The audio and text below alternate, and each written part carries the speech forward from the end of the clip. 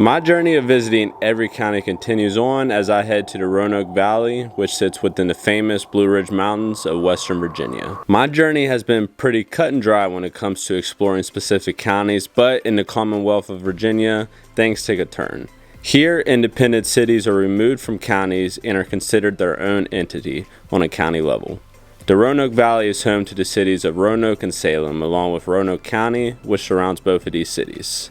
For the next couple days in the fall of 2024, I'll be taking the best pictures that reflect the story of Roanoke County and the city that sits within. At the time of this trip, I didn't realize Salem was its own independent city as well, so I didn't get anything for it, but I will come back.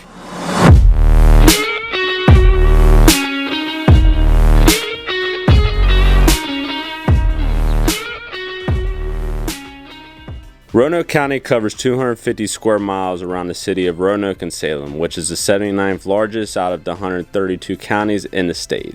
The city covers just over 42 square miles, which is 104th in the state, but the 35th smallest in the country, and is by far the smallest county I've covered to date. The city has slightly more people than the county, with both having just over 97,000 residents, which ranks 21st and 20th respectively in the state. The city sits in the Roanoke Valley, with portions of the county actually going into the Blue Ridge Mountains. The major 410-mile Roanoke River also cuts through the area as it makes its way from the mountains to the Atlantic Ocean down in North Carolina. You can get here by the way of the Roanoke Regional Airport or by the way of I-81 that passes just north of the city. US Highway 11 also goes downtown from the north, 460 from the east, 220 from the south, and 221 from the west. After I got settled into my hotel, I wanted to go up into the mountains and do a sunset hike.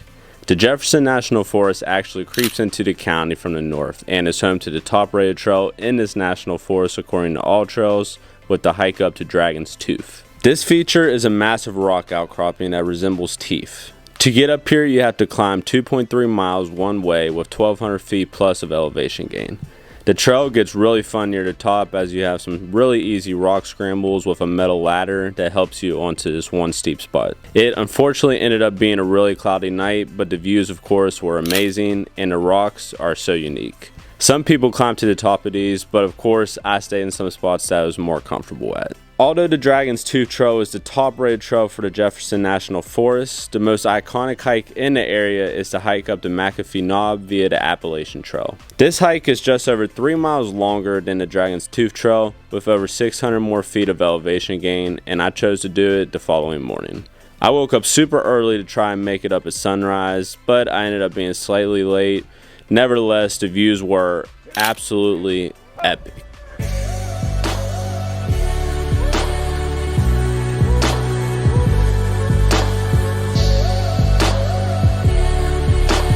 There's a few outcroppings that you can sit on to take in the views, but the most famous one and possibly the most photographed spot on the whole Appalachian Trail is this rock. For obvious reasons, it makes for a good post on the gram. While it does look scary from this angle, it's actually a really big rock platform, so it's really not too bad. But of course, be careful because it's still a free fall down the side of the mountain. Following a hike up the McAfee Knob, I explored downtown Roanoke. This small city has some decent skyscrapers for its size and has some really cool architecture. Things like the Basilica of St. Andrew, which sits on a hill overlooking the city and is honestly one of the prettiest churches I've ever seen. With being a small town, downtown is very walkable and is really beautiful to do in the fall, with streets lined up with pretty hues of yellow, orange, and red. The most popular attraction in the city by far is the Mill Mountain Star.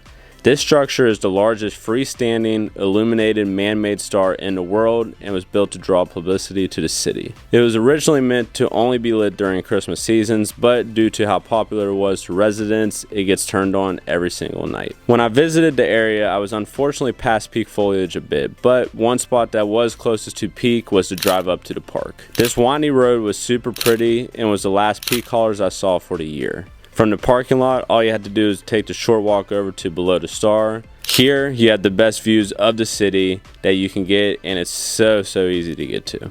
I spent the rest of my time hanging out in random spots around the county. Spots like Reed Mountain Preserve, which is a small park that offers views from a lower elevation in the area.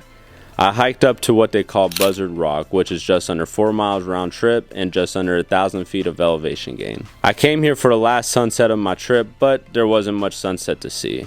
I wasn't upset about it though, because dramatic fog fell onto the mountain this night and made for some really cool photos that I didn't expect to capture. With the fog getting thicker, I chose to come down a little bit earlier, so it was also a good thing that I didn't have to walk a long time in the dark. Before heading out, I went on the Blue Ridge Parkway, which briefly cuts through the south end of the county and provides a few overlooks of the Roanoke River and the surrounding mountains. My journey takes a sharp turn of landscapes to a more tropical setting.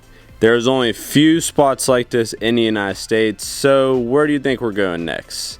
If you stayed this long, you might as well hit the subscribe and also hit the like button. Let me know in the comments where you think I should go to next. Thanks for watching, and until next time, have a blessed one.